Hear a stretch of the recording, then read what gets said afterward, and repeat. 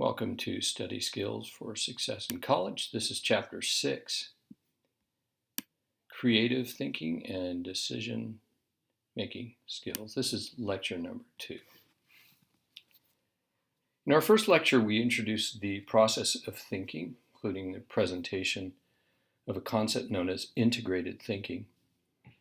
We saw how that our ability to regulate our emotions and our internal and external environment is critical to our success. We also discussed opportunities for positive change through proactive thinking and through the reframing of your problems, looking at them instead as opportunities. In this lecture, we will discuss the following, highlighted in yellow here.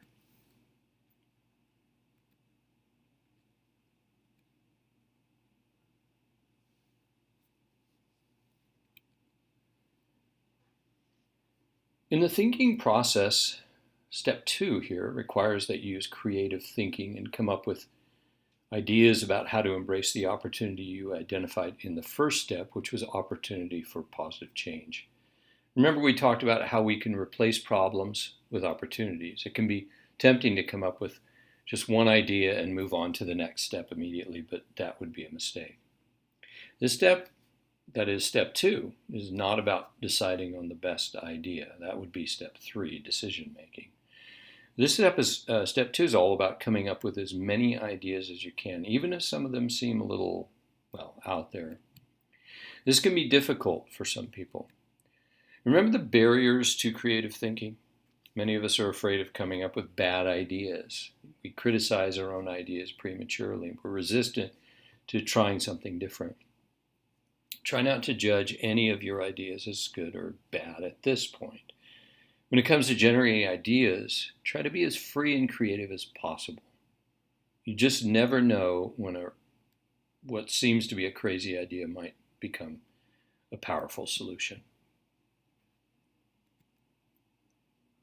Let's go back to our initial example of satisfying your hunger. Remember that one? What if you picked the first thing your hand touched when you reached into the fridge, or the first item your eyes landed on when you opened the menu? You would have missed the opportunity to choose between a lot of delicious and satisfying options, more than likely. So the purpose of this stage, step 2, is to consider every possibility. Later, you might even consider combining some of your ideas, but now is the time to simply lay out all your options on the table. If you struggle with creative thinking, you're not alone. For some reason, we don't focus as much attention on the creative side of thinking. Instead, most of your education and experience, understandably, focuses on critical thinking, which we'll get to in the next step. Right now, let's talk about creativity. Creative thinking is thinking that's designed to generate ideas rather than to judge them. We don't assess the ideas when we're going through the process of manufacturing thinking that's creative. Many people feel that they're not creative, but the truth is we're all creative. And beyond that, we can enhance our creativity. You were being creative when you were hungry and came up with ideas for what to cook. Too many people believe creativity is limited to artists and geniuses. This attitude is unfortunate because it distances many people from their creative side. If we define creative thinking simply as coming up with ideas, we could see that creativity relates to all of us. A worker who comes up with a better idea for their job, a parent who helps a child to learn a new skill or to overcome a problem, or even someone who finds a better route to avoid rush hour traffic. They're all being creative. We use creative thinking every day of our lives, sometimes without even knowing it. Learning to enhance your creativity also benefits you in other areas. For example, increasing creativity also increases your confidence and your motivation. Creative thinking can improve the quality of both your academic and professional work. If you feel free to contribute ideas, in other words, to think creatively, you'll have a sense of belonging. The sense of belonging is one of the most important ingredients for employee morale and for performance. And then lastly, creativity rejuvenates enthusiasm as you see the success of your efforts. You might be familiar with the idea of left brain, right brain. The left side of the brain is more analytical, whereas the right side is more intuitive and more creative. Therefore, some scientists thought that creative individuals think mainly with the right side of the brain, whereas more logical or critical thinkers are controlled by the left side of the brain. This idea grew in popularity, and you still encounter the occasional left brain versus right brain quiz on social media. But this explanation has proven to be too simple. Additional research shows that we use both sides of the brain when engaged in creative tasks. In fact, engaging your entire brain might make you a better thinker. We'll discuss how to do this shortly. A man named Edward de Bono is an expert on thinking. His work focuses on creative thinking, which he calls lateral thinking. That's side to side, because it involves making new sideways connections. And he also studied critical thinking, which he calls vertical or up and down thinking, because each step relates logically to the next and is built upon the next step by step in a line. Creative thinking allows us to use our past experiences to inform us about the present and even the future. We discuss this type of thinking, that is, creative thinking, in the next step, decision making. De Bono, in his book Lateral Thinking, discusses how creative thinking creates new ideas by making connections between things we've not connected before. As an example, take a look at figure 6-4 here. You may be scratching your head wondering how that cartoon relates to creative thinking. Well, picture your brain as a file cabinet. Somewhere you probably have a file that contains information on, quote, the reason dinosaurs are extinct. Is this by itself funny? Of course not. Many species were lost forever. In another section of your brain, you have a file that contains information on, quote, how drinking too much and smoking can kill you. This also isn't very funny by itself. But when we connect these two previously unrelated pieces of information, we get humor, which is creative. The process of connecting previously unrelated bits of information is the power behind creative thinking. When two or more people are sitting around discussing ideas, we also call this brainstorming. Whether it's lateral or sideways connections, these connections are being made from one idea to another. When you're sitting alone thinking of ideas, your brain is literally storming back and forth between the right side and the left side of the brain, making connections. One method to encourage your brain to make connections is called visualization. For example, you can write down your opportunity for positive change in the center of a piece of paper. Now, write key words and ideas all around the opportunity and connect them all together. Use different colors and symbols to illustrate and to emphasize certain points.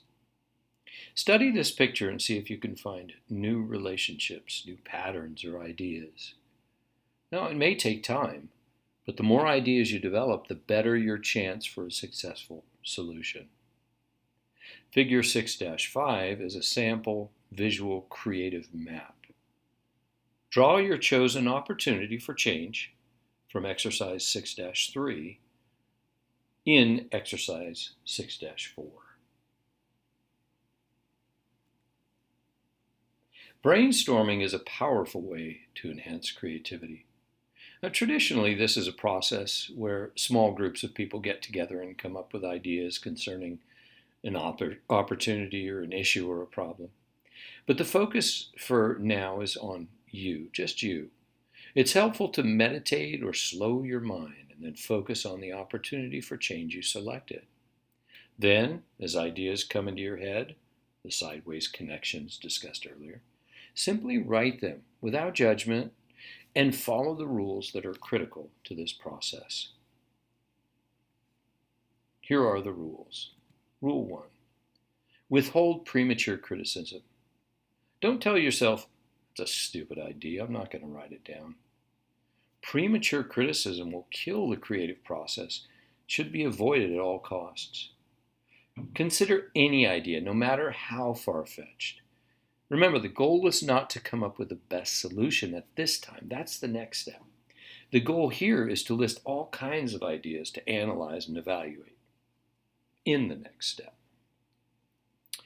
You might combine some ideas later, or a crazy idea might lead you to come up with a more realistic one that you wouldn't have arrived at otherwise. So you just never know which ideas will be helpful in the end. Rule 2 says the quantity, not the quality of ideas is important at this stage. This is something we're not used to hearing, right? Usually it's quality over quantity.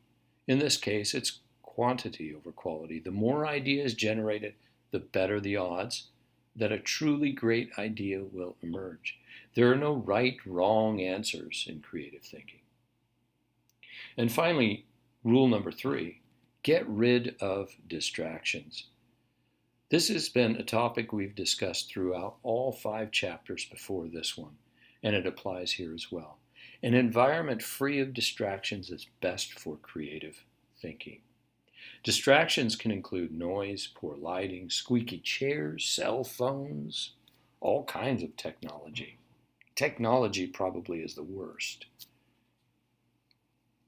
You can also discuss your opportunity with a trusted person. If done properly, this kind of collaboration allows you to benefit from that person's experiences, their knowledge, their insights. Thus, brainstorming, right? Because each of you thinks differently, by working together, the total amount of creativity will increase. It's even better to choose someone who's successful in the area you selected as your opportunity for positive change. Allow your subconscious to work for you. If you remember from earlier, your subconscious is the part of the mind you aren't exactly and actively aware of. Calming your mind allows your mind to work more efficiently. An analogy or comparison is another way to create a connection between two seemingly unalike things. Now, this can be helpful in generating new and unique ideas. Many inventions came about as a result of analogies. Let's show one of them. One day a man was walking through the woods when he got a bunch of burrs or spiky seeds stuck on his pants. Analyzing the burrs, he envisioned an invention in his mind. Like the burrs, it would involve little spikes designed to stick to things. But unlike the burrs, it would be useful. That man developed Velcro. Using analogies can be both fun and creative in developing unique solutions. Be sure to take the time to complete exercise 6-5. I hope these concepts and tips have been helpful. Let's take a look at what we've learned.